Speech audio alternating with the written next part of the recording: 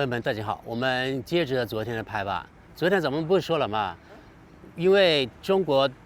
给老外提供了，比如说7天的或者是15天的免签之后，这个待遇啊，在国外特别受欢迎，所以一时间呢，国外的各类博主可以说是扎堆前往中国。于是呢，在全国大中小城市、农村啊，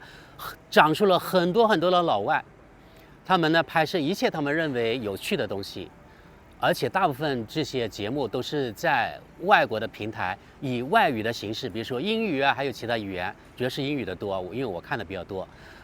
主要是以这种外语的形式呢发给他们本国或者是他们那个语言区的老外来听的，也就是他们的观众群并不是咱们中国人啊，所以呢，他们拍摄的东西肯定是他们想要讲的。但是从中国人看起来，他们真的是在帮中国讲好话，帮中国宣传，花式宣传，对吧？在一些所谓崇尚什么言论自由的平台，就双标就出现了啊。于是呢，有些这些把中国讲得比较正面的这些节目呢，被打上了中国政府资助这种标签，我就觉得特别讽刺了，对吧？就是不能够帮中国说中立的话，更别说帮中国说好话了。于是呢，他们就破防了啊！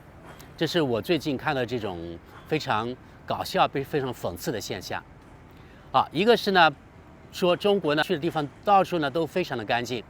我前面说了啊，就是我去过世界很多国家和地区，确实啊，相比来说，中国的城市啊，不管是大中还是小城市，甚至很多中国的农村，都要比我所去过任何的外国都干净。我是说几乎啊，并不是说全部。比如说我就说了，像德国还有什么瑞士的农村，还有美国一些农村也是很干净的。还有另外呢，这些老外博主赞叹中国的就是中国的安全，因为呢，原来啊很多的外国人他以为中国是一个非常危险的国家，经常而且在比如说那个老外专门提问那个 Quora 或者其他的平台上面问啊，中国是不是很安全，或者是中国是不是很危险等等，从他提问的方式就可以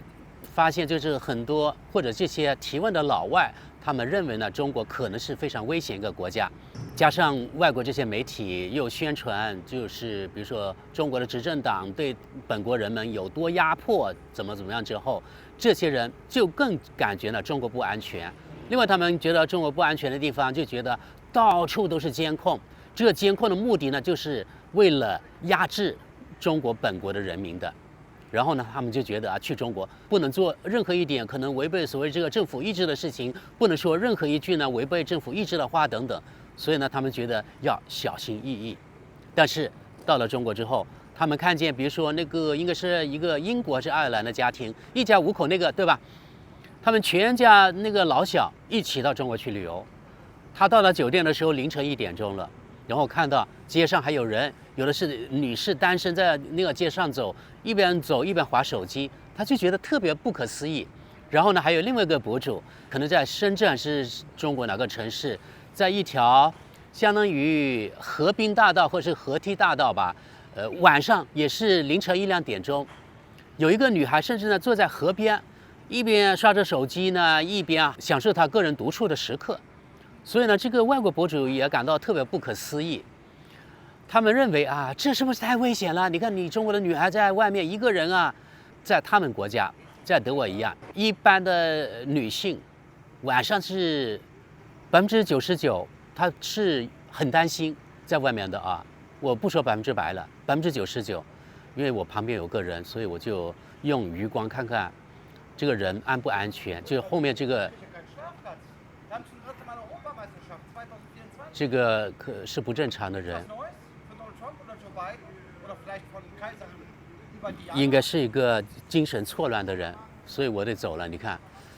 哎呀，说来说去，在德国有很多变态的人啊，有特别小心。这也是我很多情况下在德国没有安全感的原因，因为你真的不知道他下一秒会干什么事，对吧？刚才这个人就是这样。他也许是精神病患者，也许是喝醉了的人。他刚才是在说一些关于欧洲世界杯那个欧洲杯足球赛的话题，但是从他说的语气来说，他这个人应该是精神有什么毛病。你看他又跳下去那个地方了，他想坐在那里，那我就不理他了，我就走开吧。另外大家看到吗？咱们画面的右边就是我手指这个地方是有个人铺着在草地上的，这应该也是一个所谓无家可归者，我估计啊，或者是酒鬼喝醉的人。现在我就不敢坐在我原来那个地方了，因为我怕他走过来。那我们就一边走一边说吧，因为我觉得这里不是特别安全。这也是，而且这是德国那个科隆莱茵河啊，这是可以说这里是比较高端的地方。你看后面那个船就是游轮，就是莱茵河的游轮。所以这个区呢是一个科隆可以说最好的地区之一了。你看还有这样的人，我都没有安全感，赶快走吧。好，刚才说到了，就是这些老外，你看去到中国之后，就觉得大半夜的凌晨2、3点钟，女士可以单身在外面走，而且没有任何问题，没有人抢劫，没有人抢手机，也没有人强奸等等。所以呢，这些外国博主就是感到特别的惊讶。所以我刚才说了，他们受到了所谓的文化震撼、文化休克，就是这个原因。这是真的非常安全，在国外很多国家真的不敢想啊。你看，在美国啊，经常，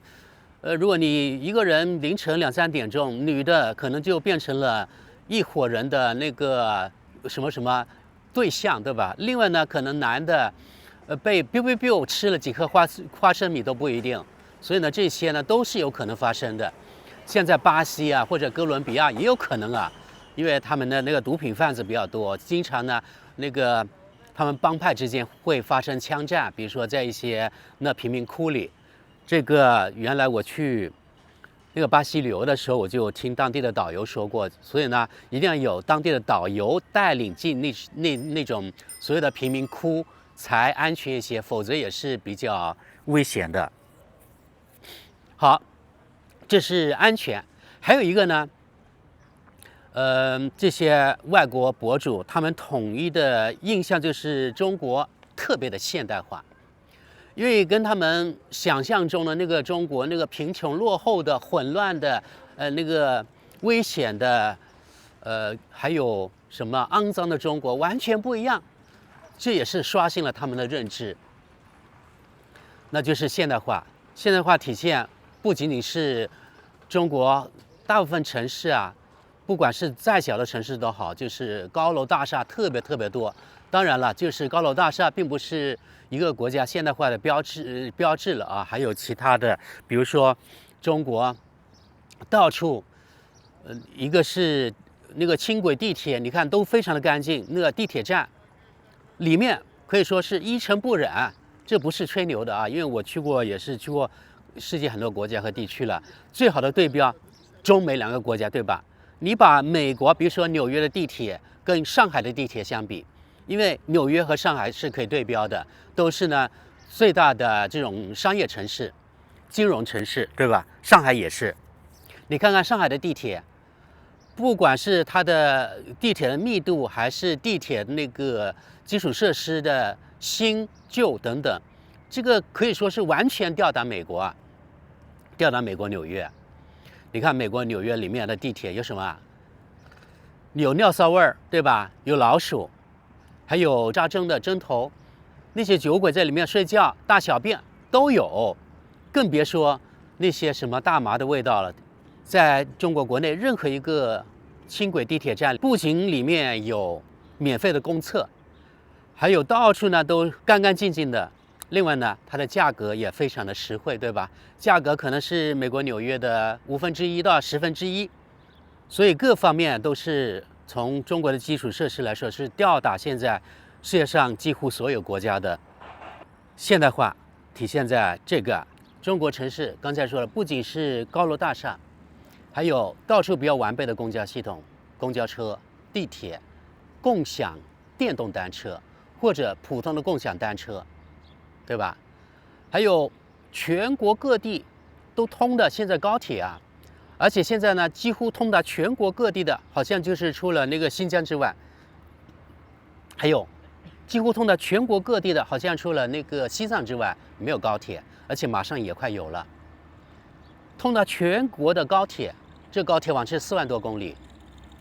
也是秒杀全世界任何一个国家，对吧？而且把全世界所有国家高铁加起来，还都不及中国的1/3。难道这不是所谓？难道这不是现代化的体？难道这不是先进现代化的体现吗？对吧？然后呢，这些老外去中国成了时速，而且是匀速啊，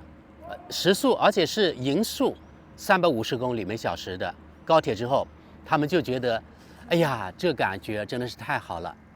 比如说，我这次看见有一位从郑州前往武汉坐高铁，500多公里，只花了1个多小时，所以呢，他就特别的感叹哦。这我想那个对比德国，比如说德国500多公里，就相当于从我所在这个城市科隆到德国首都柏林，也是500多公里。大家注意啊，要多久时间呢？最快4小时，500多公里，也就平均呢就是130公里，也就是平均时速130公里左右。这就是德国高铁。所以像德国已经是世界上最发达国家之一了啊，都这样。然后其他国家的博主呢，到中国看见之后，体验过中国的复兴高铁之后，体验过中国的那种特别先进的地铁之后，而且地铁站都有安全门。这个有安全门可不是那个全世界的那个标准哦，这个安全门可不是全世界的标配哦。因为呢，除了少数的几个，比如说东亚的国家和地区之外，其他国家的地铁几乎都没有安全门。反正呢，纽约我没有见过，还有什么费城我没有见过，洛杉矶也没有见过，我还去过旧金山也没有见过。这已经是美国最大最先进的城市了，对不对？好，朋友们，我想说说啊，刚才我不知道前面有没有说过，大家看到我后面的啊。这些河堤这种都是翻新，大概花了2年时间翻新的啊，前后大概就是200米左右，花了2年时间翻新，而且还没有彻底。你看这里还有碎石，大家再看看后面还有这个，我的脚下还有碎石，对不对？还没有做好，好像我觉得花了2年时间翻新的，跟原来没有很大的区别。这个钱花出去了，这个效果在哪里 ？At what cost， 对吧？我还以什么样的代价？我想问问，没有什么效果啊。所以我就觉得哈，就这样一对比，就觉得像德国这种比较先进的国家，它那种基建已经特别烂了啊，而且没有效率，觉得是没有效率，花了钱还没有什么效果，跟原来差不多。好，我又在这里停一下吧。这是莱茵河边的老城区，是游客比较多的地方。我后面这个就是一个什么团，老年的团，还有后面呢，另外也有一个团在那里，给大家看看。这一帮人，应该是我那左边这里吧，也是一个旅游团，一般是老年人比较多。现在啊，因为白天大家可能都上班了吧。好，一个是现代化，对这些老外来说是一个非常大的震撼啊。因为对比他们国家来说，很多国家其实虽然他们号称是所谓的第一世界国家、发达国家，但是他们的基建、基础设施还有城市的面貌，就像第3世界国家一样。不信的话，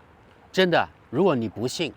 我就是建议你啊，买个机票。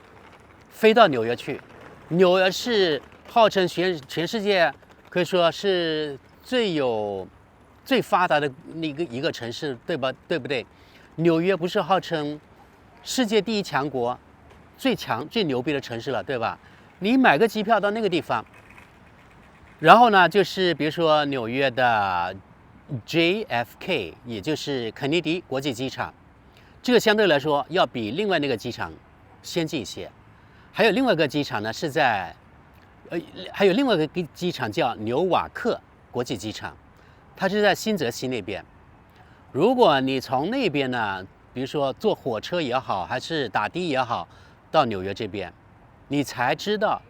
这个纽瓦克是一个怎么样的地方。可以说你会非常的失望，因为呢，它从外貌来说确实像第三世界。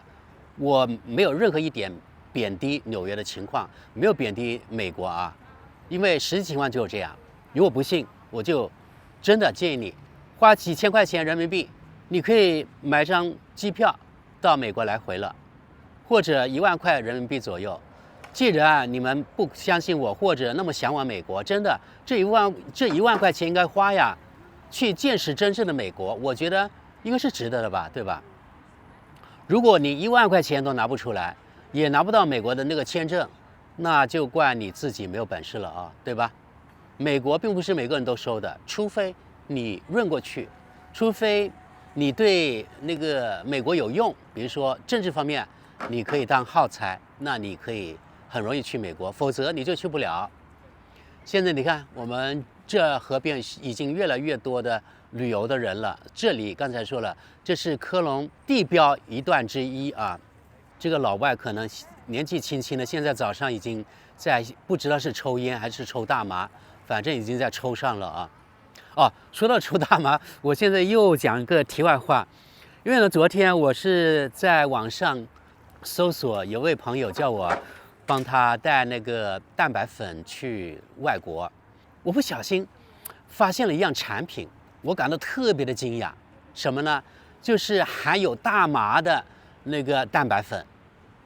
然后他的介绍说，这种蛋白粉会让你更加的，那个词我不知怎么形容，就是更加嗨的那意思吧，因为它有那个大麻在里面，大麻成分在蛋白粉里面。你想想看，产品创新到这个地步了。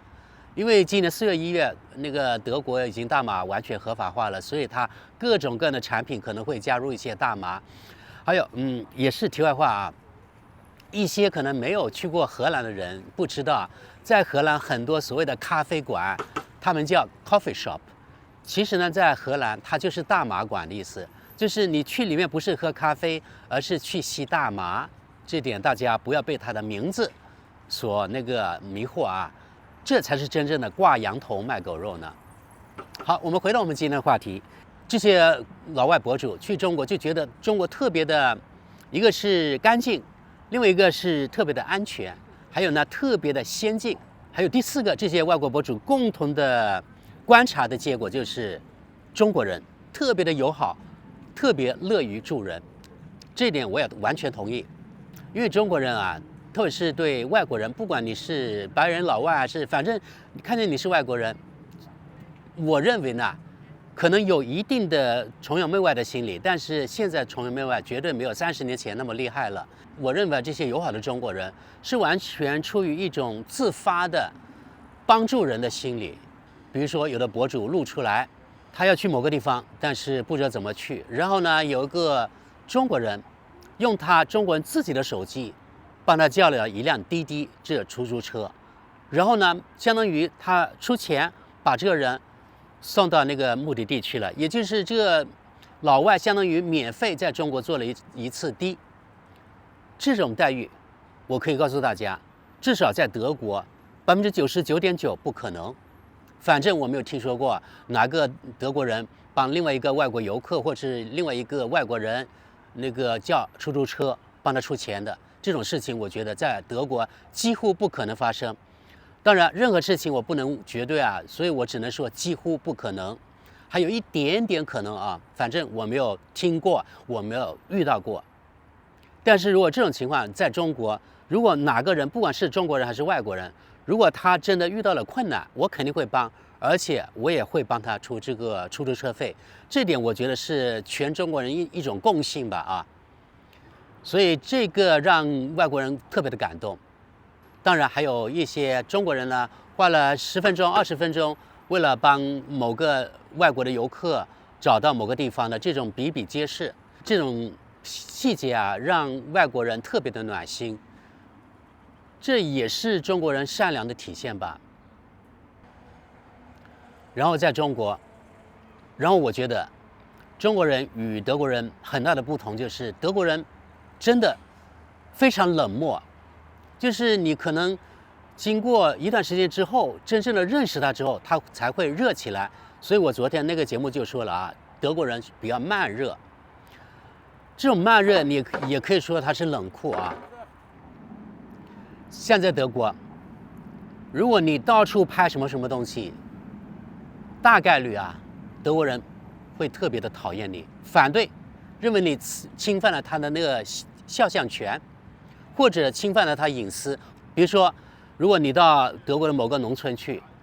到处拍他们村里的东西，绝对有人在窗后面监视你，或者甚至有人出来制止你，不准你拍。然后，如果你不懂当地的规则，你到某个人他的花园里面，你觉得他花非常好看，我想拍拍，所以我走进去，那你大错特错了啊！也许你会面临官司也不一定。所以在德国，你千万不要侵入人家私人的领地，这一点特别重要。而在中国，这完全相反。比如说，我就觉得啊，你家的那个花那个特别漂亮，我进去拍拍，这对大多数中国人来说完全不是什么问题，对吧？而且我认为，特别你到了某些中国的那个边远地区、小城市或者农村，如果你想进去，可能很多当地的人对你特别热心，叫你去我家里坐坐啊，叫你去我家里喝茶啊，吃顿饭都有可能的，对不对？而这种待遇呢，在德国几乎不可能。我又说是几乎啊，不能完全排除。所以这些老外，他到了中国之后，得到了这样的待遇，他们就觉得中国人真的特别友好，而且特别乐于助人。所以我觉得像这些呢，都是非常正能量的东西，也是老外感到非常意外的地方。今天呢，不上课吗？这些朋友们 ？Gibt es keine Schule heute？ 啊 ，Ausflüge。这些 ，Hello， 这些小朋友呢，他们今天不上课，是郊游。好吧，那今天我们就讲，就是外国博主纷纷呢去中国拍摄，所以呢对中国的评价特别高。一共有4个，我在今天结束之前呢总结一下。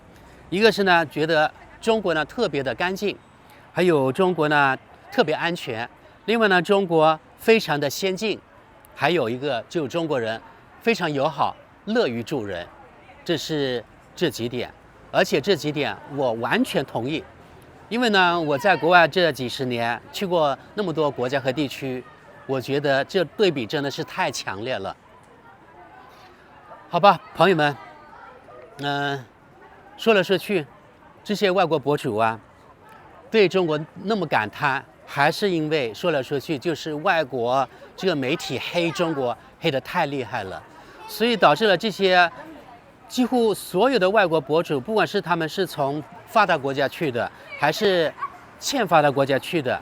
他们那个期望值都非常的低，所以到了中国之后呢，他们就特别的惊讶，受到了文化震撼的特别的强烈，以至于呢，他们讲了很多东西，可能对我们从我们中文角度来说，听起来就有点像夸张了啊，夸中国夸得过分了。但是实际情况呢，是他们真实的想法，因为跟他们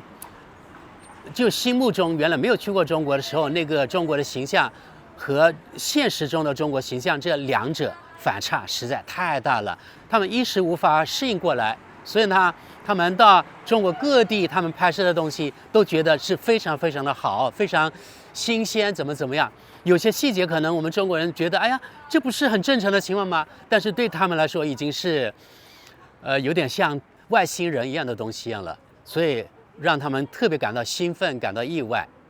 好了，朋友们，今天咱们就到这里吧。我们来看看，我又回到了这科隆的老城区这里，这是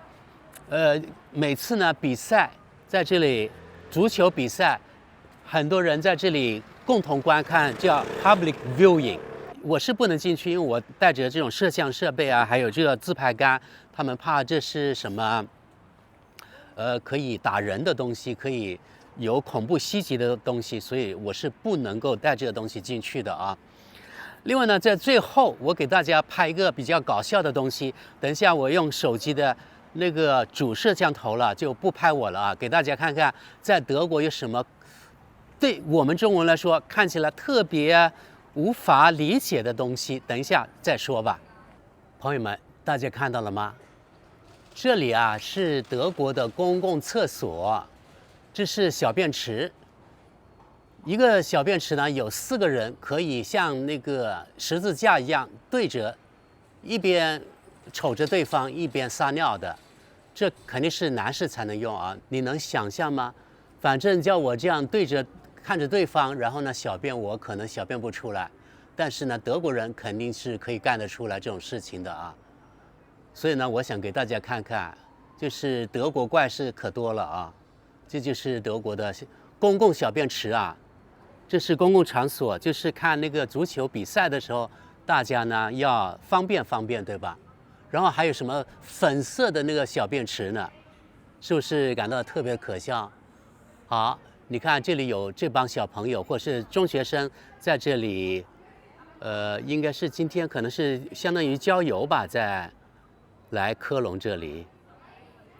好，朋友们，那今天咱们就到这里，非常感谢大家，我们下期见。